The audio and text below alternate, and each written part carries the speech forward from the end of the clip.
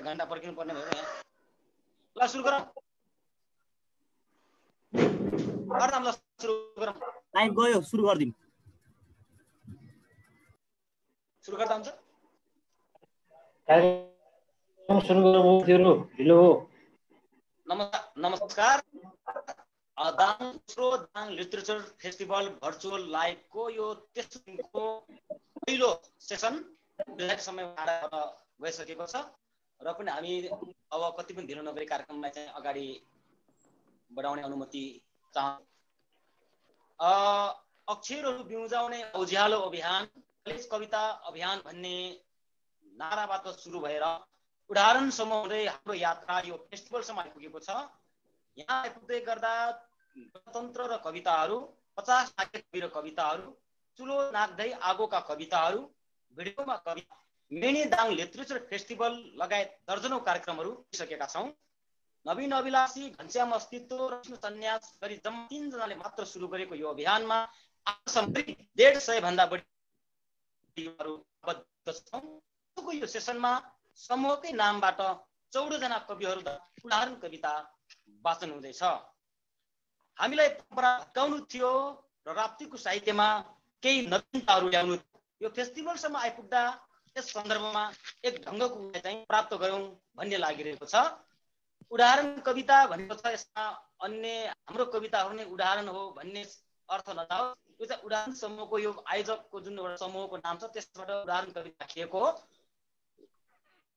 पाठनता अति लेट भइसकेको कारणले अरू भूमिका चाहिँ छोडेर भए पनि चाहिँ म कविता गर्ने अनुमति चाहन्छु। आजको कविहरू मध्ये चाहिँ पहिलो कवि म बोलाउँछु। आशा सुरु गर्छु म।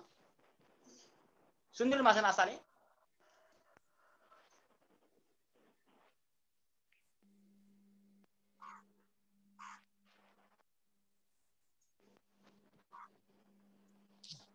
अर्नब सुनिएन फेरि सुनिएन।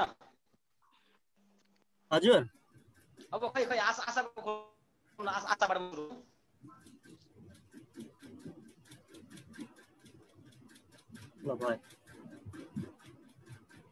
आशा ओली लामो समयदेखि उडान समूहमा अब साहित्यको श्रीवृद्धिमा काम गरिरहनु भएको छ।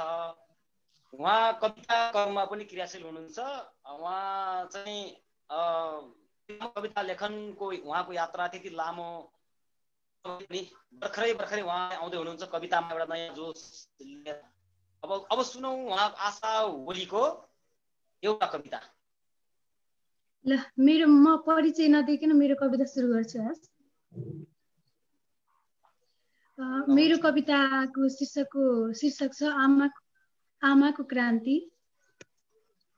आँगनमा बसेर गुन्द्री बुनिरहेकी मेरी आमालाई, आँगनमा बसेर गुन्द्री बुनिरहेकी मेरी आमालाई ठुला ठुला सपना देखाउँदै म क्रान्तिका कुरा गर्छु। आँगनमा बसेर गुन्द्री बुनिरहेकी मेरी आमालाई ठुला ठुला सपना देखाउँदै म क्रान्तिका कुरा गर्छु। मेरी आमा शान्तिका कुरा गर्छिन्।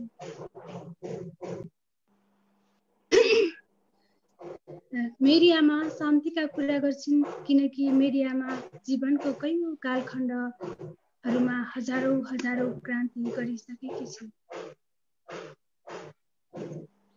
मेरो हजुरबाउ नाति जन्मे खसी काटौला, हजुरआमा गाउँभरि मर्द जन्म्यो भन्दै खुसी बाँडौला भनेर पर्खाइमा बसेको बेला मेरी आमाले मलाई जन्म दिनु र मुस्कुराउँदै अँगाल्नु सायद संसारकै सबैभन्दा ठुलो क्रान्ति थियो। मेरो कविता एकदमै छोटो थियो, यति है। हस्, धन्यवाद।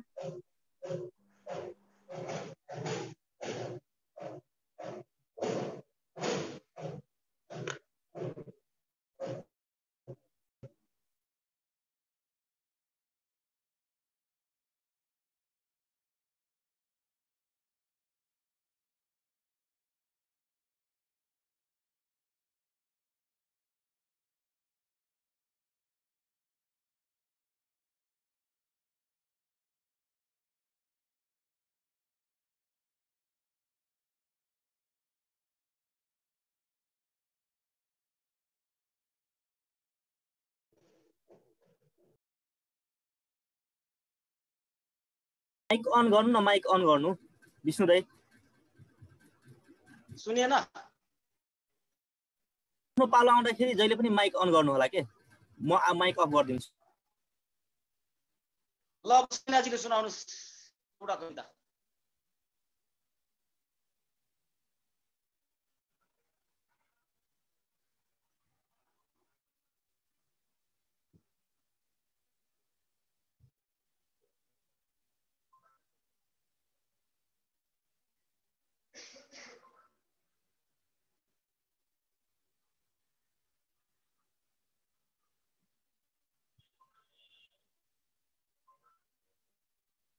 खै कता कता खै त कता जानुपर्छ?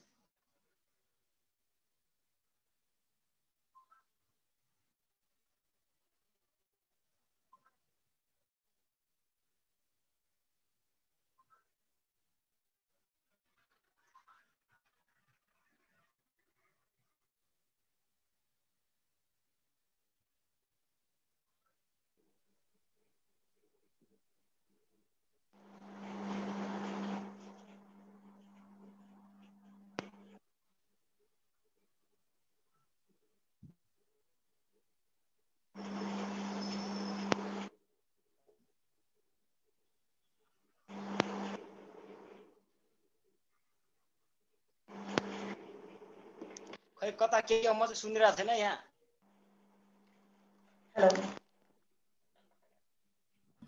हेलो साथीहरु सुन्दै हुनुहुन्छ मलाई? म चाहिँ कसैलाई सुन्दै छैन, त्यही भएको भएर अलिकति अप्ठ्यारो पर्ला। सबैजनालाई नमस्कार। हामी यस्तो बेलामा पनि हामी हाम्रो कार्यक्रम सञ्चालन गर्दैछौँ। सबै साथीहरूलाई हृदयदेखि धेरै धेरै धन्यवाद। म मेरो पहिलो कविता वाचन गर्न गइरहेको छु। सत्ता र कानो शासक। पहिलो भने एउटै मात्र। साँच्चै शासकको मन शून्य हुन्छ। साँच्चै शासकको मन शून्य हुन्छ। मुटु हुँदैन हो नदुख्ने नदेख्ने या थाहा नै नगर्न माहिर हुन्छ हो सत्ता।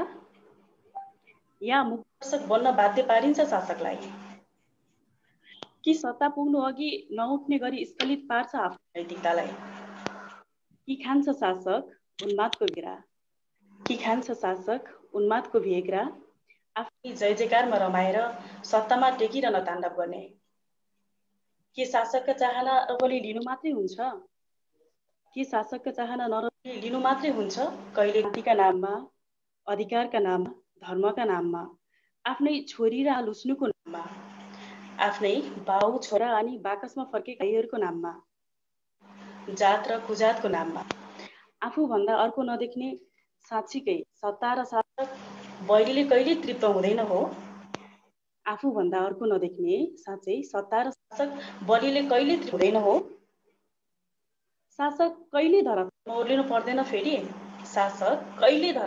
पर्दैन फेरि। किन बिर्सन्छौ कि सत्ताको विरासत जरैदेखि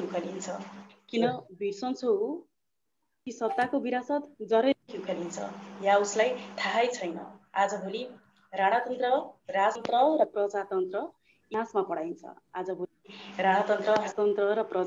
इतिहासमा पढाइन्छ। धन्यवाद। धन्यवाद सबिनाजी, सुन्दर कविता सुनाउनु भयो। अब म अर्को कवि तर्फ जान चाहन्छु। अर्णव चौधरी रेडी छ? अर्णव हजुर। ल अब अर्णवबाट सुरु है। अर्णव चौधरी समकालीन नेपाली युवा साहित्यमा नयाँ जोस चाहिँ कवितामा उडाउँदै गरेको एकजना युवा कवि अर्णव चौधरी को एउटा कविता सुन्छौँ। अर्णव चौधरी 2-3 दिनदेखि नै 1 गतेदेखि नै हामीले चाहिँ प्राविधिक रूपमा चाहिँ सहायरहनु भएको छ। उहाँ चाहिँ उदाहरणसम्मको एकजना सशक्त अभियन्ता पनि हो। ल अब अर्णवको एउटा कविता सुनौ। धन्यवाद दाइ। म चाहिँ सिधै कवितामा जान चाहे। मेरो कविताको शीर्षक छ म को हुँ। आवाज आइरहेको छ हैन? आवाज छ। ल मेरो कविताको शीर्षक छ म को हुँ। बिहानदेखि साँझसम्म, साँझदेखि निद्रा नलाग्दासम्म, निद्रा लागेदेखि सूर्य उदाउँदासम्म, जति पनि र जस्तो पनि घटना दुर्घटना यहाँ घट्छन् यी सबै प्रत्यक्ष अप्रत्यक्ष रूपले मसँगै जोडिएका हुन्छन्। भन म को हुँ? तिमीहरू सबै छौ र त म छु, म छु र त तिमी सबै छौ। म भएन भने केही छैन, केही छैन भने म पनि छैन। म जड हुँ, म ढल हुँ र म शिर पनि हुँ। अस्पतालको त्यो टुटेको खाट अर्थात् शैया, अस्पतालको त्यो टुटेको खाट म हुँ। त्यो खाटमा पल्टिरहेको बिमार शरीर म हुँ। म जीवन हुँ र म नै मृत्यु पनि हुँ। त्यो सुनसान सडक म हुँ। त्यो सुनसान सडक म हुँ। त्यो सुनसान सडकमा गुडिरहेको बस म हुँ। त्यो बसमा रहेकी बालिका म हुँ, जसलाई बलात्कार, त्यो बसमा बसिरहेकी बालिका म हुँ, उसलाई बलात्कार गर्नेवाला म हुँ। उसको न्यायका लागि उभिएका जनसागर म हुँ। उसको यादमा बालिएको मैनबत्ती म हुँ। सडकमा बालिएका टायर म हुँ। म आगो हुँ।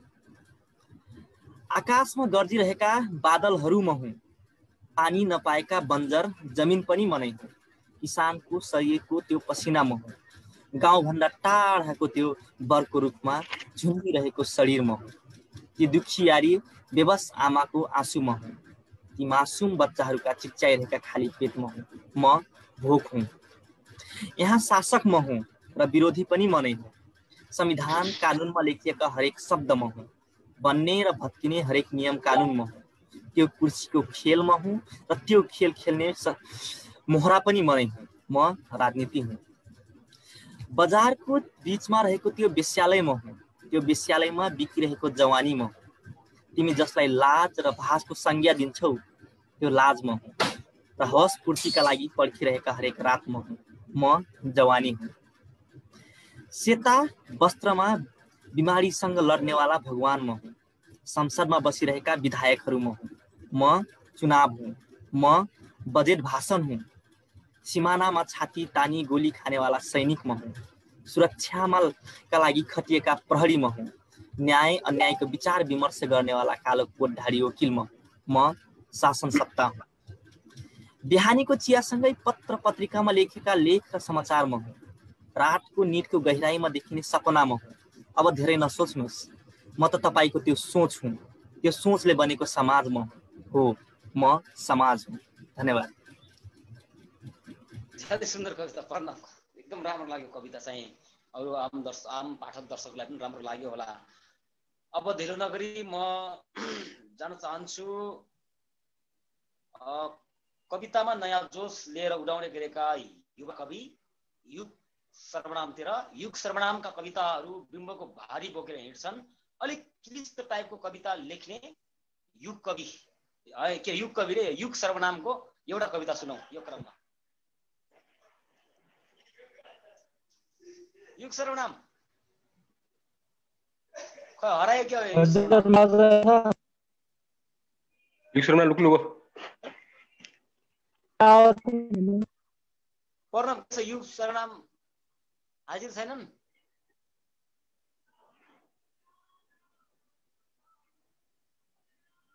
हेलो पढ्न।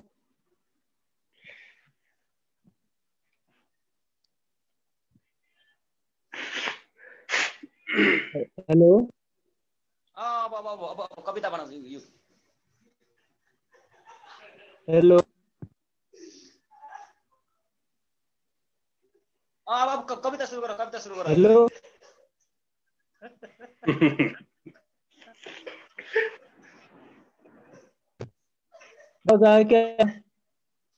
आवाज आइरहेछ आइरहेछ। युग सर्वनाम अब कविता सुनाऊ। कविता कविता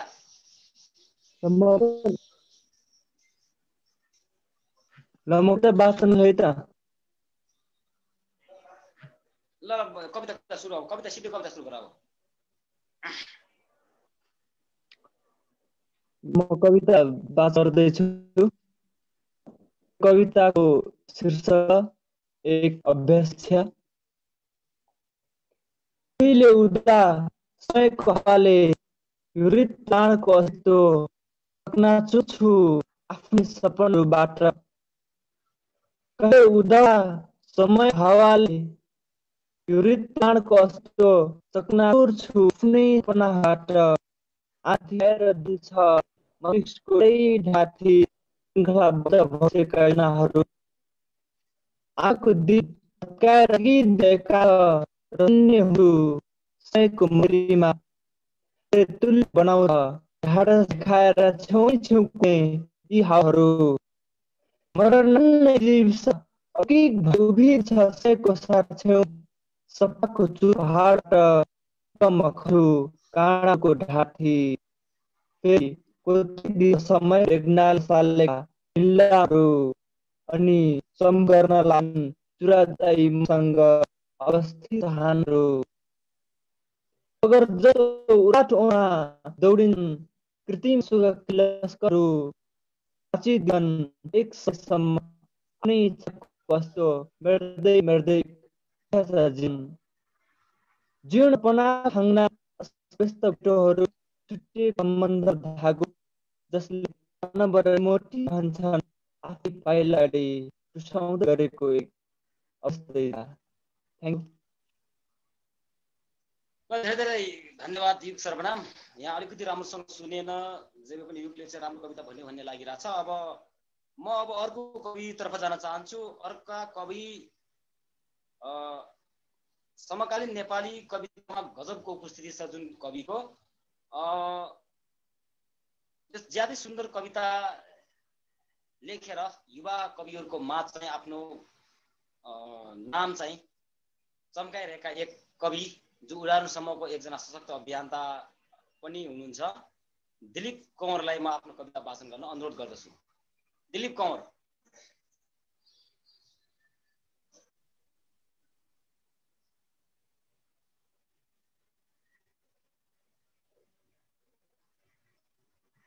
हेलो साथीहरू, कता टाढा टाढा गाउँदेखि जोडिनु भएको छ, त्यही भएर पनि नेटको समस्या आइरहेको हुनसक्छ।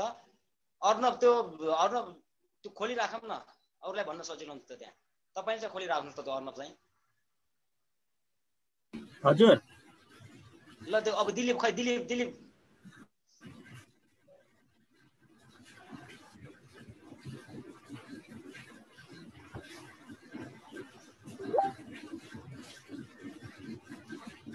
दिलीपजी बोल्नुहोस् न। ल कविता सुरु गर्छु है म। ल फेसबुक लाइभ मार्फत सबैले हेर्नुभएका सम्पूर्णमा सम्बोधन। म एउटा कविता वाचन गर्छु। कविताको शीर्षक छ अनुशासन। एउटा सम्राटले जब ऐलान गरिदिन्छ कुनै युद्ध, तब अनुशासनपूर्वक पुग्छन् योद्धाहरू मैदानमा। जब कसैलाई फाँसीमा झुन्डाइएको दृश्य देखाइन्छ, तब संसारकै सबैभन्दा खतरनाक अपराधी पनि अनुशासनपूर्वक हच्किन्छ एक कदम पछाडि। जब कुनै स्त्रीको पाठेघरमा खेल्न थाल्छ पहिलो बच्चा, तब उसको जीवनको बगैँचामा अनुशासनपूर्वक मुस्कुराउन थाल्छन् फुलहरू। कुनै चित्रकारले क्यानभासमा अनुशासनपूर्वक कोर्छ आफ्नै सपनाका नियतिका चित्रहरू। कुनै मुसाफिरले अनुशासनपूर्वक बाँचिदिन्छ जीवनका लोपुन्मुख किस्साहरू। र ईश्वर पनि अनुशासनपूर्वक चुपचाप बस्छ मन्दिरमा। कमजोर पीडितहरू पनि अनुशासनपूर्वक विद्रोह गरी बस्छन् सहरको राजमार्गमा। जसरी सदियौँदेखि अनुशासनपूर्वक क्षितिज विरुद्ध मौन आन्दोलन गरिरहेका छन् पहाडहरू। जसरी पिजडा विरुद्ध अनुशासनपूर्वक जुलुस निकालिरहेका छन् चराहरू। जसरी बतासको मोर्चामा अनुशासनपूर्वक उभिरहेका छन् रुखहरू। शरणार्थी आँखाहरू पनि अनुशासनपूर्वक खोजी हिँड्छन् सपनाको भूगोल। जसरी पर्यटकहरू अनुशासनपूर्वक घुम्दै हिँड्छन् मायावी जङ्गलहरूमा। जसरी बटुवाहरू अनुशासनपूर्वक डुल्दै हिँड्छन् फेन्टासी बस्तीहरूमा। जसरी भरियाहरू अनुशासनपूर्वक बोके हिँड्छन् दुःखको गरुङ्गा भारी। जन्तीहरू पनि अनुशासनपूर्वक पुग्छन् बेहुलीको घरसम्म। जसरी मलामीहरू अनुशासनपूर्वक पुग्छन् एउटा मुद्दाको घाटसम्म। दुश्मनहरू पनि अनुशासनपूर्वक खित्का छोडी हाँसेर बस्छन्। जसरी प्रेसीहरू अनुशासनपूर्वक टाढिँदै जान्छन्। सबै अनुशासनमै चलिरहेको यस पृथ्वीमा सबै ठिकै थियो, तर सबै अनुशासनपूर्वक चलिरहेको यस पृथ्वीमा सबै कुरा ठिकै थियो, तर अचानक फेरि मृत्युको अनुशासन उल्लङ्घन गर्ने आखिर कसको शालिक हो त्यो, जसले आफ्नो हजारौं जन्मोत्सव मनाउने तयारी मानिसलाई गराइरहेको छ। धन्यवाद। थ्याङ्क यू दिलीपजी, गजबको कविता सुनाउनु भयो। यसपछि हामीसँग थुप्रो कविहरू अझै बाँकी हुनुहुन्छ, समय भने चाहिँ गइसकेको छ। अब ढिलो नगरी म अब जान चाहन्छु नेपाली थिएटरमा काम गरिरहनुभएका एकजना प्रतिभाशाली युवा रङ्गकर्मी प्रणव आकाश थिएटर सँगसँगै नेपाली थिएटर सँगसँगै कविता लेखनमा पनि संलग्न हुनुहुन्छ। अब सुनौ उहाँको एउटा कविता। प्रणव आकाशजी। थ्याङ्क यू सो मच उदाहरण समूह। म एउटा कविता वाचन गर्न गइरहेको छु। मेरो कविताको शीर्षक अलि अगाडि लेखेको कविता हो, उर्दी भन्ने। उर्दी कविता सुरु गरे। अटुवामा बसेको लुहारु थारूले उर्दी जारी गर्यो। पन्छी जाति हो आजदेखि तिमीहरूलाई मेहनतले आर्जेको मेरो बाली खाना निषेध भयो। चराहरूले बिन्ती बिसाए, हे अन्नदाता, हामीहरूलाई बरु शर्त राखियोस्, हामीलाई बाली खानाबाट वञ्चित नगरियोस्। लुहारु थारू शर्त राख्यो, भोलिदेखि तिमीहरूले मलाई एक एक श्लोक बर्कीमार, फुलवार, सजना, मैना र अन्य भाका सुनाऊ, म निषेध फुकुवा गरिदिन्छु। चराहरू अर्को दिन बर्कीमार सिके, मैना सिके, गाउँदै नाच्दै दानामा रमाए सङ्गीतमय फाँट। लुहारु थारूले अटुवाबाटै संसार जितेको महसुस गर्यो। लुहारु थारूलाई मनपर्ने चराका गीत छिमेकीलाई मन परेन। बर्कीमारको भाकामा ड्रम थिएन, सजनाको भाकामा गिटार थिएन। थियो त लुहारु थारूको मुरली बाँसुरी थियो, पिल्रु थियो, मादल थियो, मेटल ब्यान्ड थिएन। डिजे खन्किरहेको ठाउँबाट छिमेकीहरू आए, लुहारु थारूको अटुवा ढलाए, वचन लगाए, हातखुट्टा बाँधे, भोलिको सांस्कृतिक कार्यक्रममा चराको भाका नसुनियोस् भने। अर्को दिन बिहानै ढालिएको अटुवाबाट लुहारु थारूले अर्को उर्दी जारी गर्यो। हे सुगाहरू, हे भङ्गेराहरू, आजदेखि बर्कीमार, फुलवार, सजना गाउँदै आउनेलाई बर्कीमार गाउन निषेध भयो, मेरो बाली खाना निषेध भयो, किनकि अब मेरो गाउँको सांस्कृतिक कार्यक्रम बिथोलिन्छ। Thank you. बर्कीमारको अर्थ चाहिँ यहाँ फुलवार, सजना, मैना भनेको चाहिँ थारू जातिमा गाइने गीत हो, यो सांस्कृतिक गीत हो। अनि अटुवा भनेको चाहिँ पन्छी धपाउनको लागि बारीहरूमा चाहिँ बनाएको काठको एउटा टावर जस्तो के भन्ने त्यसलाई वस्तु भनौँ न, घर जस्तो बनाएको हुन्छ, त्यसलाई चाहिँ अटुवा भनेर भनिन्छ। थ्याङ्क यू अर्णवजी, ज्यादै सुन्दर एउटा थारू समुदायमाथि लेखेको ज्यादै सुन्दर एउटा अलग प्याटर्नको कविता सुनाउनु भयो, ज्यादै आनन्द आयो। यसपछि म लगत्तै जान चाहन्छु कवि प्रेम प्रकाश तर्फ। कुनै समय राप्तीको छन्द कवितामा अग्रपङ्क्तिमा आउने नाम थियो प्रेम प्रकाश मायालु भन्ने। नाम मायालु भए पनि उहाँको मायालुहरू चाहिँ के कति छन् त्यो चाहिँ जानकारी भएन। यदि पछिल्लो समय चाहिँ उहाँले मायालु हटाउनु भएको छ। अब कारण मायालुहरू घटेर हो कि के कसो हो चाहिँ उहाँले मायालु भन्ने शब्द चाहिँ हटाउनु भएको छ। प्रेम प्रकाश मायालुबाट प्रेम प्रकाश भन्ने मात्र राख्नु भएको छ। हाल उहाँ चाहिँ सुन्दर गद्य कविताहरू लेख्नुहुन्छ। कुनै समय राप्तीको एउटा यो छन्द कविता लेखेर चाहिँ एउटा पुरस्कृत पनि हुनुभएको थियो, तर अहिले चाहिँ उहाँ चाहिँ गद्य कविता लेखनमा अभ्यस्त हुनुहुन्छ, धेरै सुन्दर गद्य कविताहरू लेख्नुहुन्छ। आज सुनौ एउटाको उहाँको एउटा कविता। कुन कविता सुनाउनुहुन्छ? अब सुरु गर्नुहोस्।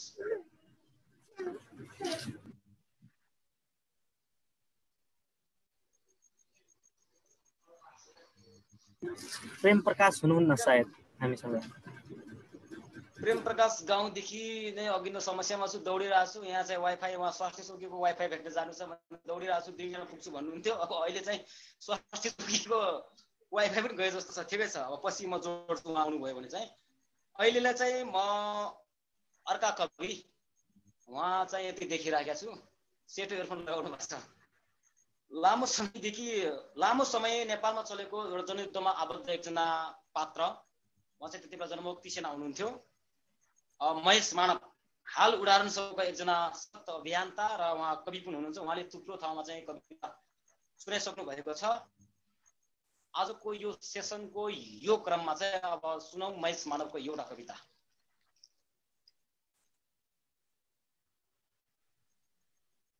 हेलो मलाई सुनिराख्नु भएको छ? एकदम सुनिराख्नु भएको छ? सुन्ने छ बिल्कुल बिल्कुल सुन्नु भएको छ। खासमा सबैलाई चाहिँ नमस्ते छ हैन।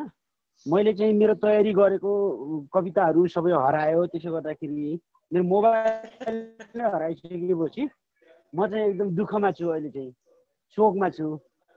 त्यसो गर्दाखेरि अहिले म बाटोमा छु, खासमा घरमा पनि छैन, बाटोमा बसिरहेको छु। यो विष्णु सन्यासको आदेश चाहिँ फलो गरिएको छु मैले चाहिँ। खासमा मोबाइलमा डाटा हालेर मोबाइल बाटोबाटै चाहिँ यो के भन्छ उसमा चाहिँ अनलाइनमा जोडिएको छु। म मेरो गन्तव्य भएको ठाउँ पुगेको छैन, तैपनि म तपाईँहरूलाई चाहिँ एउटा कविता सुनाउने कोसिस गर्नेछु। जुन कविता मैले लेख्ने बेला केही कुराहरू चाहिँ बिग्रिएको हुनसक्छ, जुन कुरालाई चाहिँ सच्याउन बाँकी थियो र त्यस्तै तानेर चाहिँ यहाँ मैले चाहिँ पढ्ने कोसिस गरिरहेको छु। सबै सुनिदिनु होला। समय बदलिएपछि, मेरो कविताको शीर्षक समय बदलिएपछि। ग्यास्ट्रिकले मिलेको बस्तीहरूमा किन चिच्याउँछ भोको रात र किन छोडेर जान्छ पस्किएको बासी आटो। ओ कमरेड, मैले फाडेको पखेरामा खै किन तुसाउँदैन हाम्रो जोवन जस्तो कलकलाउँदो समानताको बिरुवा। तपाईँले खनेको खोरियामा खै किन उम्रिँदैन हामीले छरेको सपनाको बिरुवा। किन मुस्कुराउँदैन देउरालीको गुराँस। ओ कमरेड, मैले फाडेको पखेरामा खै किन तुसाउँदैन हाम्रो जोवन जस्तो कलकलाउँदो समानताको बिरुवा। तपाईँले खनेको खोरियामा खै किन उडाउँदैन, खै किन उम्रिँदैन हामीले छरेको सपनाको बिरुवा। किन मुस्कुराउँदैन देउरालीको गुराँस। कसले भाजिदिन्छ पसिनाको कुलोलाई र खडेरी फैलिन्छ मनका गराहरूमा। कसले भुत्ल्याउँछ बगानको बसन्तलाई र ओइलिएर झर्छ जीवनका फुलहरू। ओ कमरेड, आफ्नै देशको आदिम सिमानाबाट जतिखेर तिमी सर्वत्र छाएका थियौ सत्तामा, शक्तिमा र शासनको बागडोरमा। ओ कमरेड, आफ्नै देशको आदिम सिमानाबाट जतिखेर तिमी सर्वत्र छाएका थियौ सत्तामा, शक्तिमा र शासनको बागडोरमा। मेरा धेरै चेलीहरू बेचिए, अझै आँसु पिइरहेछन् यातनाको मात्र जीवन हिराउने नाममा। अनि बाध्य छन् हरेक पटक सुम्पिरहन शरीर मालिकलाई र उसैका अतिथिहरूलाई। कमरेड कसरी सम्झाउँ समयले कोल्टो फेरेको कुरा। जनमतको कोर्रा हानेपछि भर्खर एउटा बादशाह जनता बन्न तयार भएको। आफ्नो मुकुट फुकालेर मलाई त लाज लागेर आयो तपाईँको निर्लज्ज अनुहारसँग, जसलाई फेरि पनि आज मैले टेलिभिजनको नयाँ पर्दामा सत्ताकै कुरा गरिरहेको देखेँ। धन्यवाद। अब मेरो कविता यो हो। यसमा केही शुद्धाशुद्धि गर्नु, केही सच्याउनु पर्ने थियो, यो सच्याइएको छैन। अब माफी गर्नु होला दिदीको खण्डमा साथीहरू। ठिक छ त्यो गजब कविता सुनाउनु भयो। जे जस्तो भए पनि चाहिँ तपाईँ भाटे कारबाहीमा पर्नुहुन्थ्यो, कविता नसुनाउनु भएको चाहिँ सुनाउनु भयो, ठिकै छ। गजब कविता सुनाउनु भयो। अब यसपछि लगत्तै म जान चाहन्छु युवा पुस्तामा लोकप्रिय कवि, युवा पुस्तामा एकदमै लोकप्रिय कवि नवीन शर्मा, जो देशका विभिन्न ठाउँमा गएर आफ्नो कविता सुनाइसक्नु भएको छ उहाँले चाहिँ। अब नवीन शर्माको कविता सुनाउँ एउटा।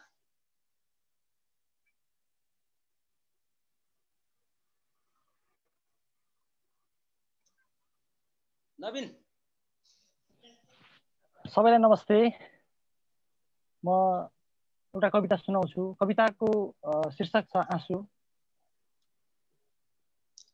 जब गुटमुटिएर रहन्छ पीडाको चट्टानी पहरा दिनेमा केही गर्नु पर्दैन, रोकिदिए हुन्छ आफ्नै आँसुको सुर, फुटेर झरिदिन्छ टुक्रा टुक्रा। जब तेर्सिएर रहन्छ बिछोडको काँडा मुटुमा केही गर्नु पर्दैन, खोलिदिए हुन्छ आँखाको मूल, बगाएर लैजान्छ। जब आँखामै रहन्छन् कसैसँगका यात्राका पाइलाहरू, जब आँखामै रहन्छन् कसैसँगका यात्राका पाइलाहरू, केही गर्नु पर्दैन, पुछिदिए हुन्छ परेलीका डिलहरू, मेटिँदै मेटिँदै जान्छन्। साथी, तिमी बिछोडको वियोगान्त युग भोगिरहेका छौ भने, डुबिरहेका छौ भने, कसैसँगको विकटताको तलाउमा, कसैको सम्झनाको ग्यास च्याम्बरमा छुमिएका छौ भने, या आत्मरतिको बेलुनमाथि कल्पित उडान भरिरहेका छौ भने, केही गर्नु पर्दैन, रौ कतै एकान्तमा, छोडेर रौ, आफैलाई सराप्दै रौ, आफैलाई ती छोडेर रौ बरु। अब आफ्नै आँसुलाई छौ हेर, एकैछिनमा बेकार लाग्नेछ आफ्नै पागलपन, लाग्नेछन् आफ्नै हरकतहरू घृणित। छोडेर जानेले सिकाएर गएको बुझ्नेछौ जिन्दगी, छोडेर जानेले सिकाएर गएको बुझ्नेछौ जिन्दगी। प्रेमको बारम्बारतामा आफूलाई सञ्चित राखेको बुझ्नेछौ विशेष हुन्छन् आउनेहरू भन्दा जानेहरू। बुझेर आफूलाई फेरि फर्काउनेछौ जीवनको लयमा, बुझेर आफूलाई फेरि फर्काउनेछौ जीवनको लयमा। जहाँ हुनेछ तिमीलाई प्रेम गर्नेहरूको भिड, एकछिन फेरि झर्नेछ तिम्रो आँखाबाट आँसु। के हुनेछ झरेको आँसु तिम्रो असल सहयात्री। Thank you.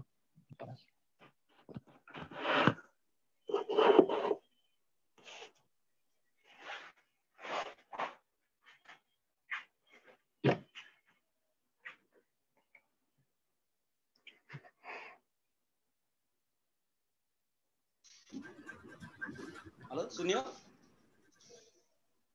हेलो,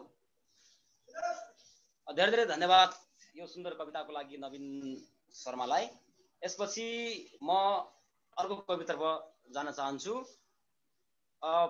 प्रगतिशील कविता लेखनमा युवा पुस्तामा ज्यादै अग्लो उपस्थिति राख्ने, हाम्रो पुस्ताको प्रगतिशील कविता लेखनमा चाहिँ ज्यादै अग्लो उपस्थिति राख्ने विकास रोकामगरका कविताहरू चाहिँ मार्क्सवादी विचारधाराको बाटो समाएर बग्छन्।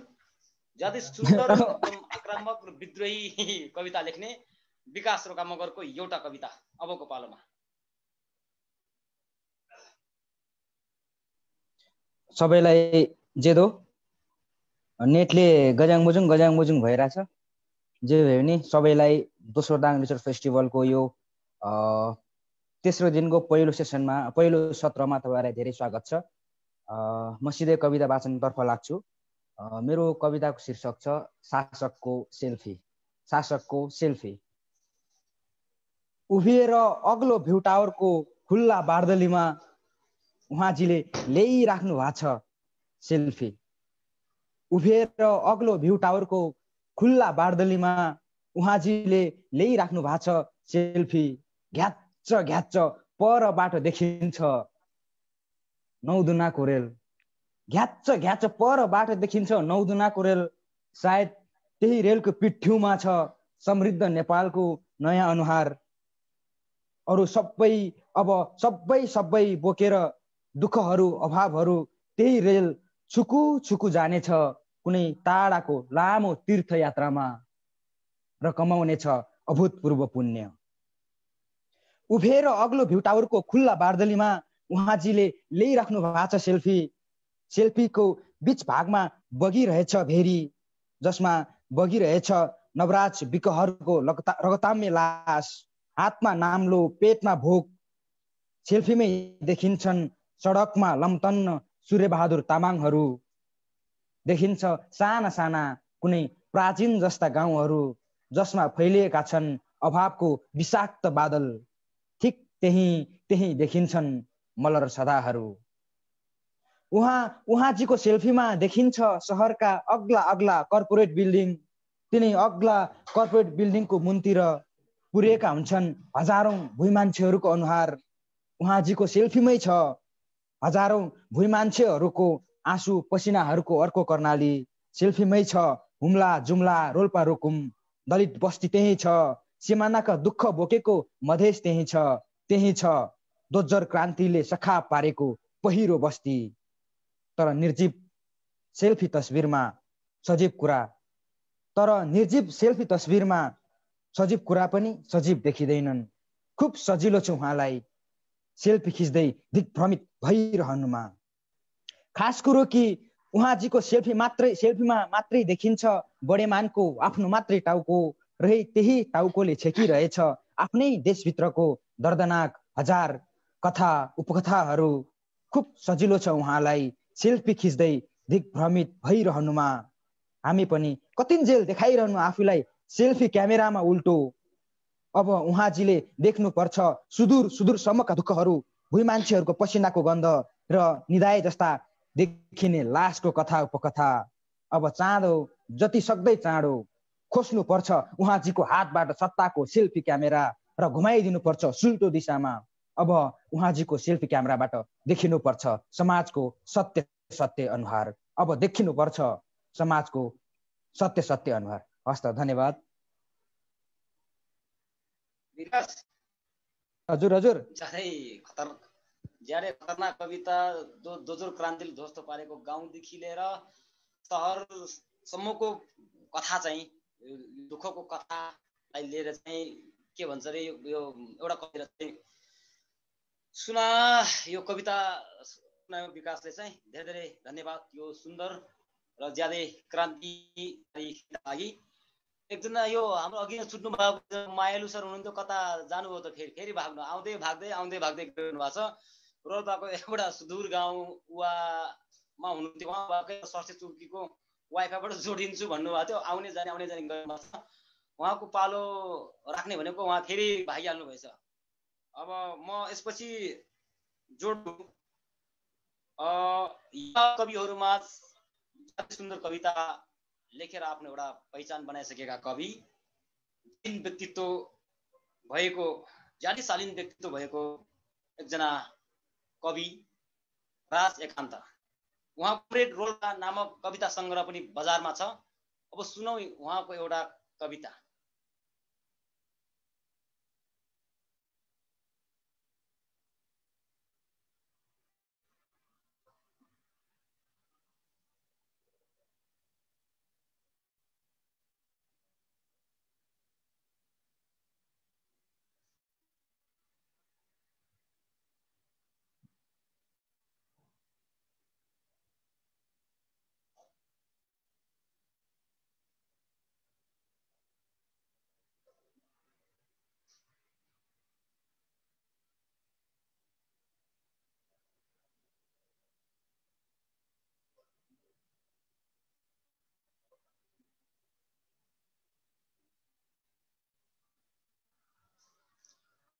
यता एकदम नेट डिस्टर्ब छ, कता खै पनि सुनेन त यता।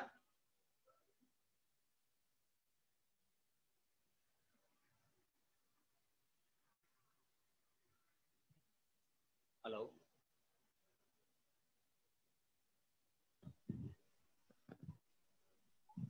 राजको केही पनि सुनिएन हो, केही पनि सुनिएन, केही आएन।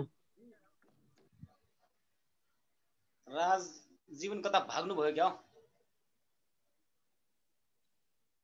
राज अनलाइनमै हुनुहुन्छ, देखिराख्नु भएको छ तर सुन्ने छैन। हेलो आयो आयो सुरु गर्नुहोस् त ल। तपाईँ काठमाडौँमा बसेर यस्तो के छ, त्यहाँ त समस्या छैन होला? ल सुरु गरिहाल्नुहोस्।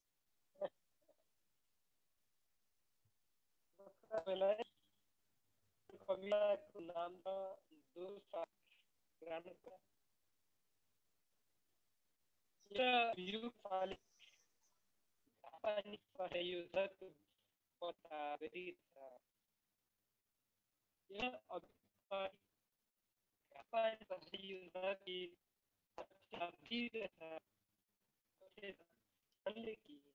जीवन हुँदा जीवन मान्छेको खाली गाउँ हो।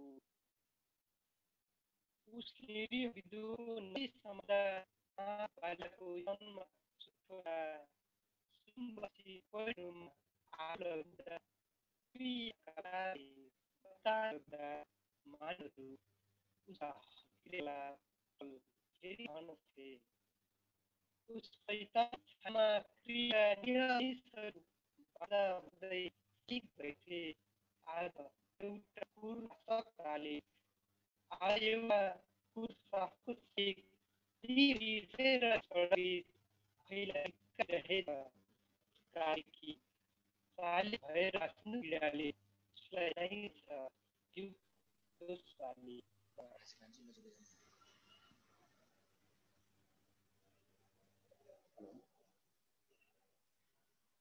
धेरै धेरै धन्यवाद।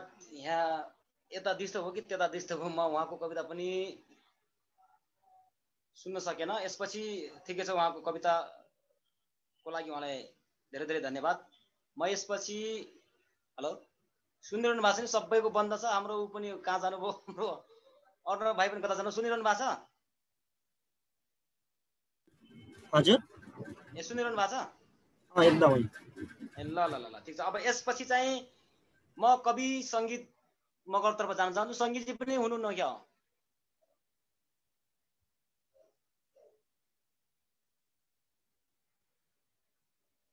सङ्गीतजी पनि देखिनु भएन। यसपछि ए ल ल ल ल ल सङ्गीत मगर पश्चिम नेपालबाट उडाएका एकजना सशक्त कवि, त्यसमाथि पनि अझ महिला कवि पुरुष कवि भनेर छुटाउनु पर्ने ऊ त छैन। तैपनि पश्चिम नेपालबाट उडाएर झन्डै झन्डै महिला कविहरूको मा चाहिँ उहाँको झन्डै झन्डै एक खालको त्यो वर्चस्व छ, एक खालको त्यो अस्तित्व।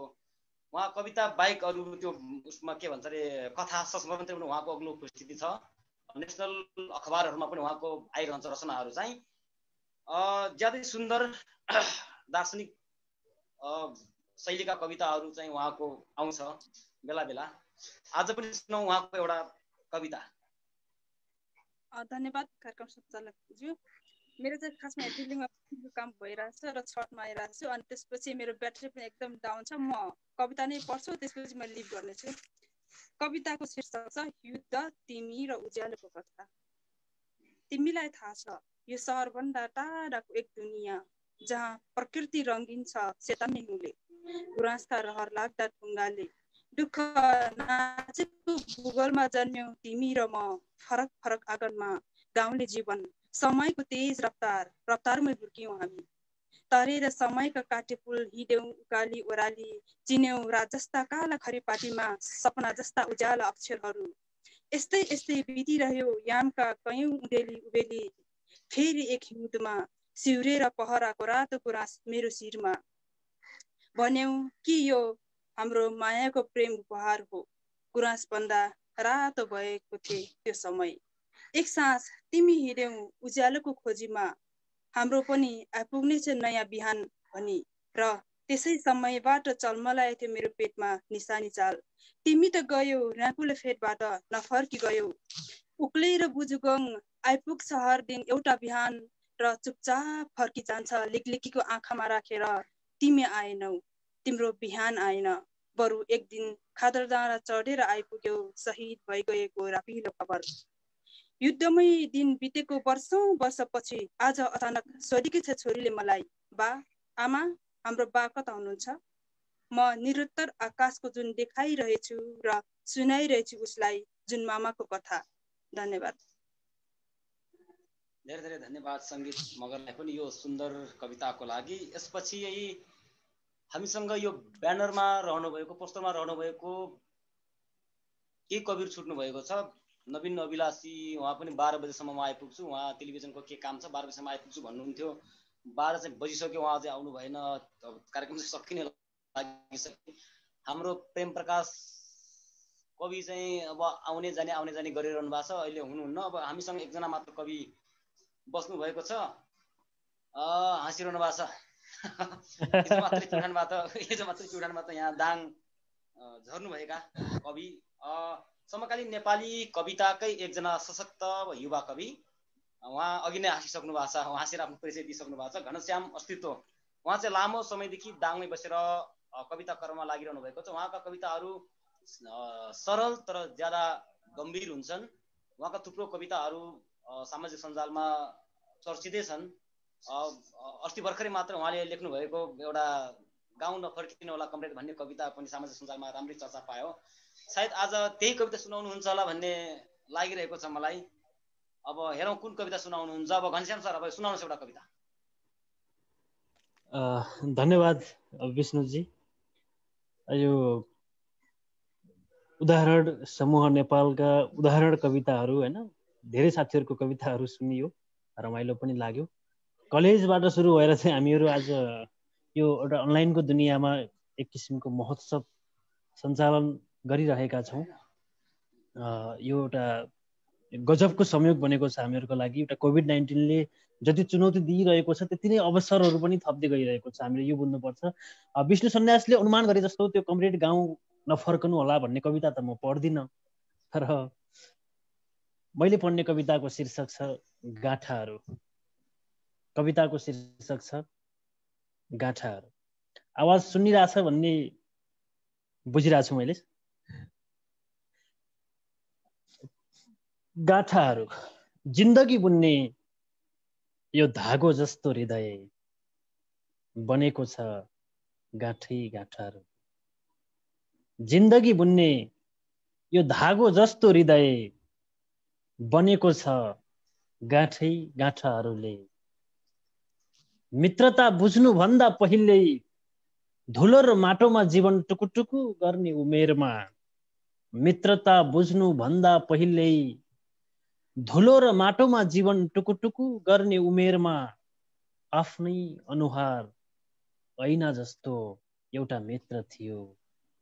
पहाडमै बसेर उम्किन नसकेपछि दुःख र अभावको पहाडले थिचेको उसको परिवार उसँगै मधेस लखेटियो दुःखको एउटा गाँठो पारेर।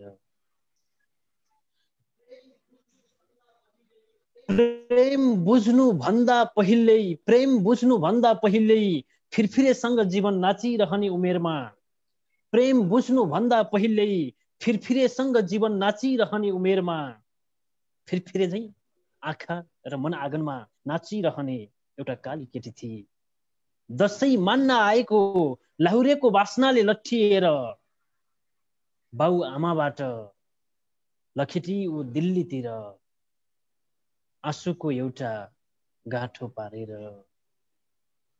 बाउको समय र पसिना जम्मा हुने फाटेको पेन्टको खल्तीको ओजनले किन्न नसकेपछि कालो पाटीका अक्षरहरू आफ्नै छाती र काँध जस्तो ठुले मुस्कान मुगलान भासियो अभावको एउटा गाँठो पारेर।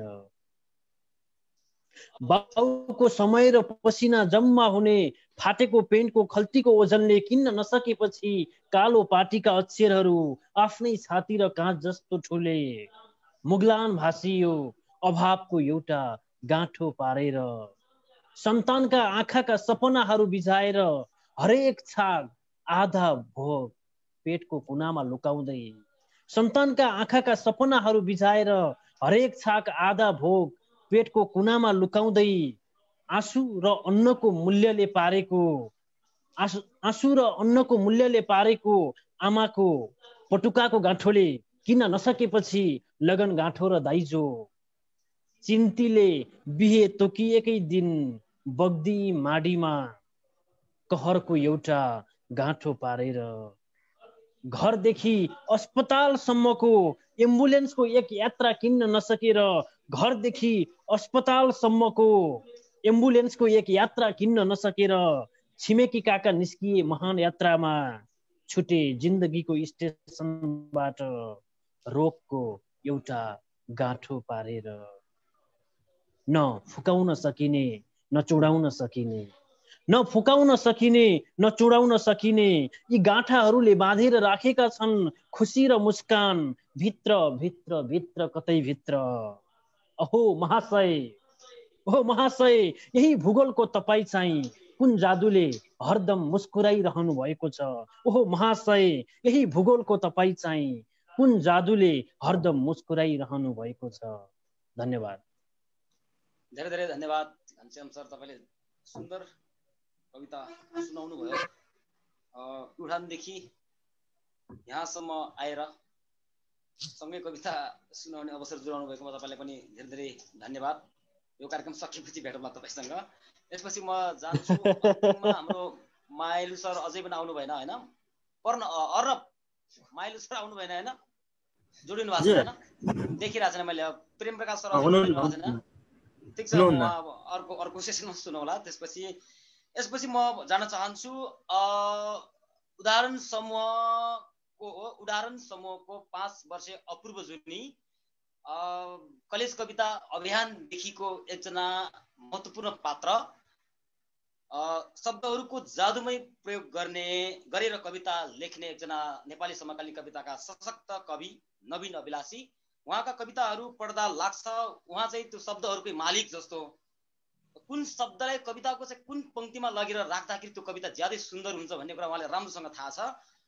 उहाँले आफ्नो केही कुरा सहित, किनभने यो यस पटक चाहिँ उहाँ चाहिँ एकदमै बिजी हुनुहुन्छ, उहाँसँग भेट नभइकन हामी चाहिँ आफ्नो ठाउँबाट कार्यक्रम सञ्चालन गरिराखेका छौँ। लामो समयदेखि उदाहरण समूहको अघि नै भने त्यसको अपूर्व जुनी 5 वर्ष अगाडिको जुनी त्यो कलेज कविता अभियानदेखि नै उहाँ चाहिँ महत्त्वपूर्ण पात्र हुनुहुन्छ यो अभियानको।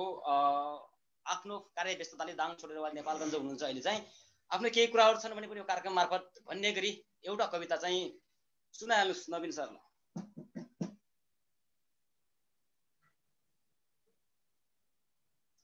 सुनेन सुनेन सुनेन सुनेन सुनेन सुनेन नवीन चाहिँ सुनेन। तपाईँको माइक अफ छ, तपाईँको माइक अफ छ, तपाईँको माइक अफ छ। ल अब सुनियो होला हैन? ल भयो भयो, सुनियो सुनियो। सबैलाई नमस्ते। म अहिले अफिसमै छु। मेरो एउटा विशेष अर्जेन्ट एउटा प्रोग्राम परेर म सुरुदेखि नै यो जोड्न अलिक सकिएन, त्यसको लागि म क्षमा चाहन्छु। र विशेष गरी हामीले गत वर्ष एउटा प्रतिबद्धता जनाएका थियौँ र त्यो प्रतिबद्धता जनाउनु मध्येमा चाहिँ म नै थिएँ। दाङमा एउटा साहित्यको माहौल जसरी हामीले क्रिएट गर्दै आयौँ र अहिलेसम्म आइपुग्दा यो एक किसिमको उचाइ हामीले प्राप्त गर्न सफल भएका छौँ। त्यो उचाइबाट अक्षरहरूका सपनाहरू टिप्दै गर्दाखेरि, बाँच्दै गर्दाखेरि हामीले यहाँसम्म आइपुगेका छौँ र एउटा देशमा नै आयल कायल बनाउने किसिमको यो एक प्रकारको यो दोस्रो दाङ लिटरेचर फेस्टिभलले आज समापन पनि गर्दैछौँ। आज तेस्रो दिन पनि हो, त्यसकारणले मलाई निकै खुसी लागेको छ। र यद्यपि यो कार्यक्रम सम्पन्न गर्नसम्मको लागि यसको डिजाइनको रूपमा अथवा यसको टेक्निकल रूपमा सपोर्ट गर्ने सम्पूर्ण साथीहरूलाई पनि धन्यवाद दिन चाहन्छु। किनभने यद्यपि यो प्रोग्राम हामी सबैको सल्लाह र सहयोगकै कारणले भएको, त्यसको लागि सबै साथीलाई धेरै धेरै धन्यवाद दिन चाहन्छु।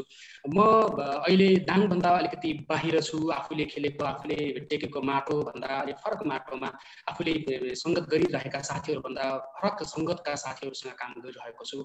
नयाँ भूमिका छ, नयाँ जिम्मेवारी छ, नयाँ सपनाहरू पनि छन् र नयाँ योजनाहरू पनि छन्। यद्यपि अक्षरहरूसँगको प्रेम, अक्षरहरूसँगको माया र सम्बन्धहरू चाहिँ टुटिसकेको छैन र यद्यपि केही कविताहरू, लेखन, सिर्जना र यो यसको सम्बन्ध अलिकति शिथिल चाहिँ बन्दै गइरहेको चाहिँ छ। र मसँग अहिले त्यति नयाँ कविताहरू पनि छैनन्। म तपाईँहरूसँग ठ्याक्कै जोडिएर मैले मेरो अगाडिको अफिसकै यही कम्प्युटरमा मेरो अनलाइनमा छापिएका कविताहरू मैले सर्च गरिरहेँ। त्यसमध्येमा मलाई एउटा मनपर्ने कविता मैले भेटाएको छु र मैले धेरै ठाउँ वाचन गरेको कविता पनि हो यो। म त्यही कविता चाहिँ वाचन गर्न चाहन्छु र यो कविता विशेष गरी छोटो कविता छ, तर मलाई मनपर्ने कविताहरूमध्येमा चाहिँ यो कविता पनि हो। कविताको शीर्षक हो सान्त्वना। कुन ढुङ्गा होला जो ढुङ्गासँग नठोकिएको, कुन ढुङ्गा होला जो ढुङ्गासँग नठोकिएको, तिमीसँग पनि छ सपनाहरूको पहाड र रगताम्य औँलाहरू, मौन तर थरथराइरहेका होठ र तलाउभित्र छन् भयग्रस्त एकजोर आँखा। तिमीसँग पनि छ सपनाहरूको पहाड र रगताम्य औँलाहरू, मौन र थरथराइरहेका होठ र तलाउभित्र छन् भयग्रस्त एकजोर आँखा। सबै अक्षर नकाटिएर कहाँ बन्छ अर्थपूर्ण वाक्य, सबै अक्षरहरू नकाटिएर कहाँ बन्छ अर्थपूर्ण वाक्य, सधैँ नचोइटिएर कहाँ उदाउन आउँछ चन्द्रमा। कुन किनार होला नदीको जो भेलहरूले नभत्किएको, कुन नदी किनार होला जो भेलहरूले नभत्किएको, सबै आफन्त हुँदैनन् साथमा भएकाहरू, साथमा नभएकाहरू सबै पराई पनि हुँदैनन्। तिमी झर्छु भनेर नफुलेको फूल जस्तो, तिमी झर्छु भनेर नफुलेको फूल जस्तो, हाँसिदिनु त्यो जुनको दागसँग पनि, निभ्नु अघिको दियो झैँ तेजस्वी बनिदिनु र बगेर जाने पानीले धोइदिनु आँसुहरू पनि। किनकि कुन फलाम होला जो आगोमा नखारिएको, कुन नदी होला निर्जन ठाउँमा नहराएको, अग्ला छाँगाहरूबाट नखसेको, कुन ढुङ्गा होला जो ढुङ्गासँग नठोकिएको। धन्यवाद, धेरै धेरै यहाँलाई धेरै धेरै धन्यवाद दिन चाहन्छु। म विशेष गरी धेरै साथीहरूको कविता सुन्न पाइनँ, घनश्यामजीको पछिल्लो कविता मात्रै सुन्न पाएँ। तर पनि यो हामीले चाहिँ युट्युबहरूमा राख्यौँ भने त्यो कविताहरू सुनौला र हाम्रो यो प्रक्रिया निकै चलिरहन्छ। हामी 5 वर्ष अगाडि कुनै स्कुलहरूमा कुनै कलेजहरूमा गएर कविताका परिभाषाहरू सिकाउँथ्यौँ, कतिपय कविताका कुराहरू सुन्थ्यौँ। अहिले हेर्दाखेरि पनि कविता भनेको आफैमा क्लिष्ट लाग्छ, आफैमा अलिकति अप्ठ्यारो पनि लाग्छ कहिलेकाहीँ। कविता पनि जीवन बाँच्दै जाँदाखेरि कविता आफै पनि कवि हो कि अथवा कविता हो भनेर अन्योलता हुन्छ। किनभने कुनै पनि मान्छे कविता भएर नबाँच्दासम्म त्यो मान्छे कवि हुन नसक्ने रहेछ। समाजलाई सस्तो तरिकाले लिने, मृत्युलाई सस्तो तरिकाले लिने, जीवनलाई नै कमजोर तरिकाले बाँच्न सक्यो भने त्यो मान्छेले अझ बढी ओजिला शब्दहरू लेख्न सक्दो रहेछ भन्ने त्यो महसुस चाहिँ हुन्छ। म साथीहरूसँग चाहिँ नजिक भएर कन्ट्याक्टमा छु। साथीहरूका पनि सुनौँ। धन्यवाद विष्णुजी। धेरै धेरै धन्यवाद नवीन सरलाई यो कविता र आफ्ना केही कुराहरूको लागि चाहिँ। अब सम्भवतः हामीसँग एकजना पात्र छुट्नुभयो, उहाँलाई अब जोड्ने अब अरू कुनै उपाय छैन। अब त्यसपछि हामी यो कार्यक्रमबाट अब बिदा हुनुपर्ला। अब लगत्तै हामीसँग अरू 3वटा सेसन छ। दोस्रो दाङ लिटरेचर फेस्टिभलको यो 3 दिने बसाइको यो अन्तिम दिनको यो पहिलो सेसन अब यहीँनिर सकिन्छ।